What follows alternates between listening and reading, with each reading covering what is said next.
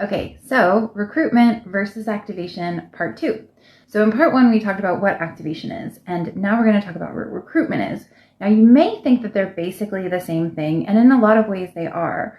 But when we're talking about recruitment with our clients, we're saying, are you activating the muscle? Is your brain recruiting the muscle when it's supposed to, right? So with the bicep example, let's say you can contract your bicep just like when you're standing there and you're trying to show off your guns. But what if you can't contract it when you're trying to pick up a box?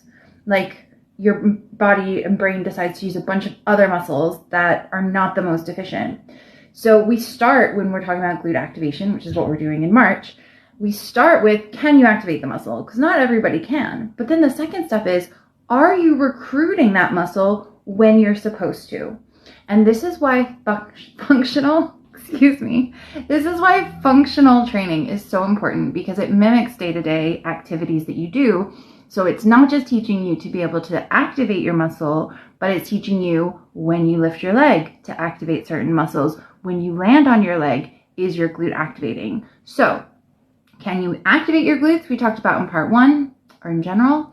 And part 2, are you recruiting them when you need them when you're training?